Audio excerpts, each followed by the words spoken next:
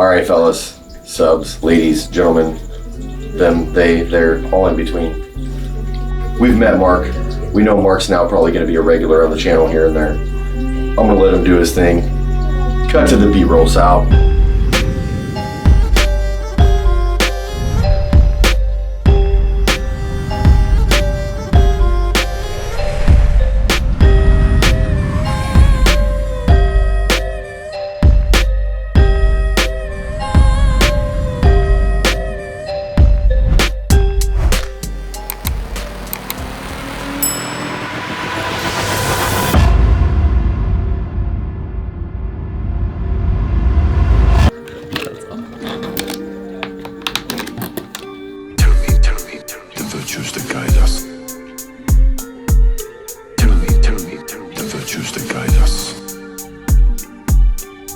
Guide me in. You're my mentor.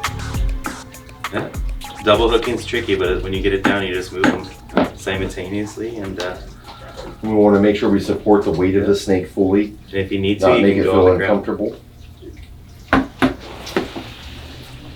So this is Reptiles basiliscus or basiliscus. Get down with it. Yeah. So this is a Mexican West Coast rattlesnake. And it's strikingly similar to the Costa Rican rattlesnake, although it is not the same. You can notice there's not the X patterns here on this animal here. Yep. And unlike the Costa Rican rattlesnakes, these West Coast rattlesnakes are sexually dimorphic, which means you could tell the difference between male and female based on looks. So with this species of rattlesnake, the females are brown and tan color like this, and then the males will be green. It's crazy, a green rattlesnake. So if you see that, it'll be a male Mexican West Coast rattlesnake. So like more lime green or like a muted lime green or kind of like a muted lime green, yeah. Okay. Yeah. Sal, you're gonna pull up a screenshot of that, yeah? All right, my guy. Sal's the man, in case y'all didn't know. Definitely the best cameraman I've seen. But yeah, and then same thing with this rattlesnake. You notice it's not rattling, it's super chill. Worked a lot with this rattlesnake. And this individual is very calm for this species. This species is known to be very, very defensive, kind of like the Western Diamondbacks that everybody sees here. So these are some spicy boys, is what you're saying. Very spicy. So to see one super calm like this. So is this just awesome. Like Cholula spicy or like? It is ghost very pepper spicy. Ghost pepper, habanero. No, ghost pepper and Carolina Reaper spicy. So like you Cholula the boy. Yes. You helping him out, worked with him, and he's calm. And this is the second largest rattlesnake species in the world next to the Eastern Diamondback that we have here in the States. So how old would you think this, or would you say that this rattlesnake is? This rattlesnake is about 4 to 5. 4 to 5? Yep, so it's about double the size to grow. And right now, and it'll get 8-9 feet and max, and then about twice as thick in thickness. I've seen some people have big ones. I think I've seen Tom Crutchfield on his profile have a very massive female back in the day, and they get big. Like you've seen big Eastern Diamondbacks, they get that size. We love Tommy. Tommy's the man. Yeah, he's cool. I got his last book that he brought back out and signed for me. I was like, thanks. And if you guys don't know who Tom Crutchfield is and you're a new viewer to our channel, Tom Crutchfield is pretty much the dude that's brought in the vast majority of snake species and quite a few lizard species into our hobby. And big shout out to that guy. Like honestly, and he was an importer back in the day, and he was learning just like everybody does. Importer, smuggler, all that, whatever. Everybody has their history baggage. And then now, The most important thing though, he's doing it from old school to new school keeping, and he's setting standards. So. And that's a standard we keep here in our shop is the maximum amount of enclosure space for the animal. So the needs of the kept should not surpass the need of the keeper to keep. And that's like one of his mottos. And I kind of stand by that here, like Tom's a good old boy. Quality over quantity, Exactly. So Mark, you're one of my mentors here. I haven't handled a snake before. You mind if I hook him? Yeah, super cool. Cool. So we're gonna go real slow. He's gonna feel real comfortable. And same thing with this snake. I've worked with it a lot, with the hook too. I'll just go in the cage and use the hook, So I'm gonna follow his body shape here with the hook. I'm not gonna be abrasive here. No rough movements. I'm gonna stay low. I'm gonna be on his level. I'm gonna pick this snake up, and then Sal's gonna get some B-roll. And you do this with the rattlesnake because the scales go backwards on the belly. Always, every snake, the scales go backwards. Okay, bud, cool. So I'm gonna readjust here. We're gonna get him in a position where I feel safe, he feels safe. Again, the snake's not rattling. You can tell he's been handled. You can see the tongue flick, so brain mode's activated. It's thinking. Yeah, he's thinking. He's not flight or flight. This snake has the thermal pits on it too, so it could see, you know, all the heat signatures, and it could switch back to normal vision.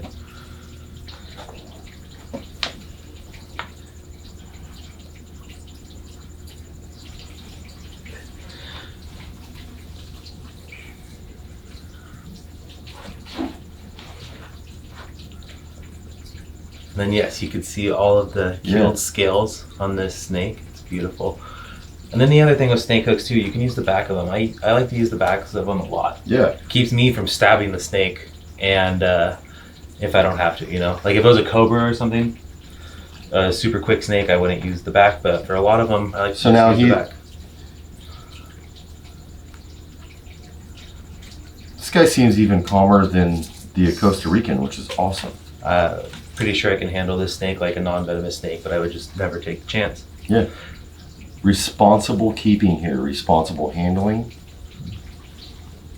Evan, as far as I go with this one, for Sal. I just hold its tail.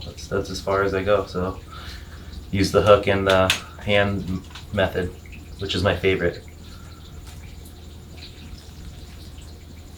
And this is pretty amazing, you know, to handle these snakes. Like, you know, if there's anybody else but you, with given our rapport and our friendship, the level of trust we have, I would never ever do this. But I trust you, and you're teaching me. You've explained thoroughly before we started filming these videos exactly how I should handle these animals. And the animal has given you no reason to not trust it, just like you've given it no reason to not trust you. You know, so yeah. And you know that I'm a experienced snake keeper. I've been doing this a while, so maybe not with venomous, but you know, a lot of the movements that we deal with these snakes are very similar. So like, you know, I recognize that's a little too close for the hooks. That gives him more space than I'm comfortable with Sal. But we're still keeping, you know, Sal a good 5 feet here. yeah, and these snakes are super fast when they want to be. And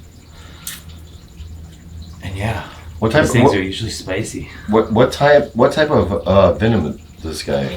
Ooh, that is a very good question. I'm gonna get over here. Okay, so with these guys, it's kind of weird because going individual to individual, they will have a neurotoxic venom or a hemotoxic venom, or even a cocktail of both combined together. So it's really difficult, especially when you get bit by this species, even just what anti-venom to give you. So usually they just end up giving you a bunch of different kinds, and a lot of them. So if we get bit by this snake specifically, it's, you know, going to be $500,000 to $1 million in debt. You're in the hospital. Yeah, I mean, they're going to have to throw everything, the cookbook at you, basically. Pretty much. Pretty much like a gaboon. I hope you live. That's if it works. And this specific species, there's no anti-venom here in the States because it's not native to the States. So you'd have to search for it for sure. So you're essentially relying on Florida. Oh, or San Diego Zoo. San Diego Zoo, yeah, San Diego Zoo. Or there's Busch college Gardens. campuses, but it does have an expiration date. So those places that had it last year may not have it this year. So you can't just be like, well, I'm going to automatically go to this place. But the good news is, according to the health organizations here, anti-venom can't be used after it's expired, but people have used 12-year-old expired anti-venom before in lots of cases, and it's worked out just great. So but that's not, you know, don't rely on that. Don't rely on it. But if you do keep anti-venom, you know, even if it's expired, is better than nothing. And it's been proven to work. So it's, don't rely on it, but don't rely, pretty much all this is going is don't rely on the place that carries the anti-venom to have that specific anti-venom at the time you get bit because of that expiration date. But if it does have it, if they do have it and it is expired, it could be used to save your life. Yeah. And it's done it before to people. These snakes as well can also give dry bites too. So I like to think that gaining all the animals' trust, that if a bite ever did occur by accident, which probably will, you know, every venomous keeper in their lifetime sometimes will get bit. There's a few that don't. But in that rare chance it does bite me, hopefully it'll be a dry bite just because of that trust we built.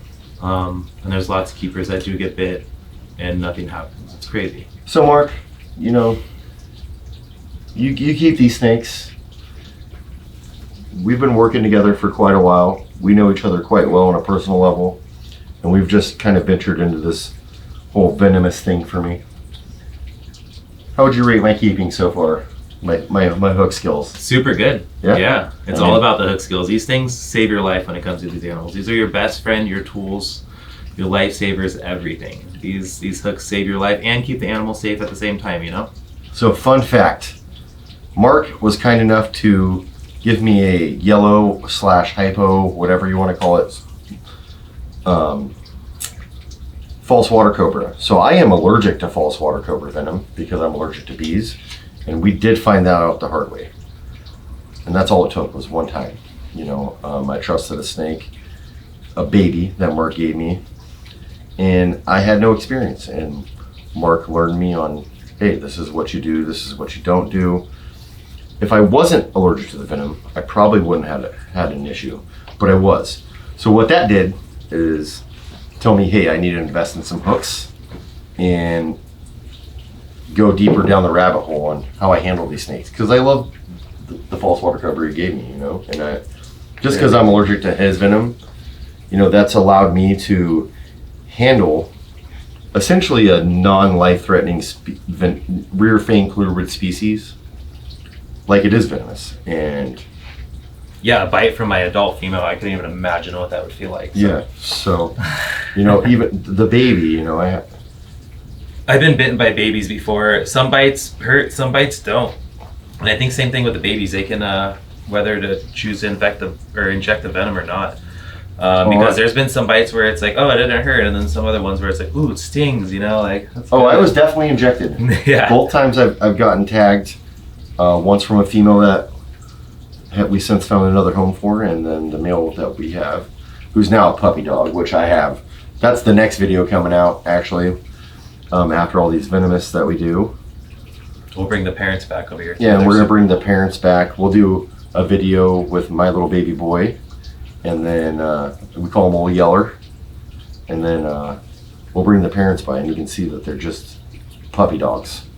So, but I just happen to be allergic to false water cobra venom, so it's quite the spectacle for me to get bit, and it happened twice, and I can promise you, now that I handled that snake as if it was a deadly venom, it won't happen again. That's for certain. Well, guys, again, we're doing a whole week here featuring Mark and his animals. We appreciate you joining us. Remember to like, comment, subscribe. Leave some comments below. Definitely. We're trying to talk Mark into letting us film a video for him, for his channel, and just like get him going. Mark's a good dude. He's got a great heart. And he's got some beautiful animals and some powerful knowledge, and we want to get it out there. So definitely look forward to working with you more. Yeah, man. It's going to be super fun. Yeah, it's going to be awesome. All right, we'll bring out the next animal, and until next time. Yeah. Remember, like, comment, subscribe. Leave a comment. We love to interact with you guys. Tell us what you think we are or what are not doing wrong. Let's argue about it. I love arguing in a good way. Debates, healthy debating. It's really good. See? Yin and yang. Here we are, big dog. That's how you learn. Love it. All right, thanks for watching. Have a good one. I can make the dreams go away. Inconceivable.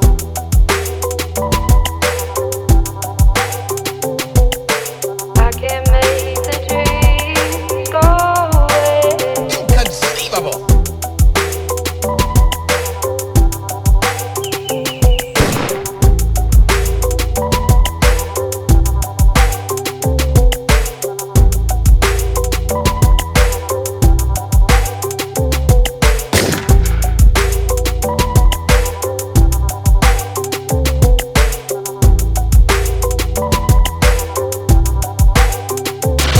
You want to stay? get some above top. I feel like I ain't no dummy. I'm super comfortable with this one. So if you get comfortable, you can grab the back of the tail too, and as long as you have... You want to do another one? Let's do another one. Okay, let's I feel like do I'm another really one. awkward Let's in do that another way. one.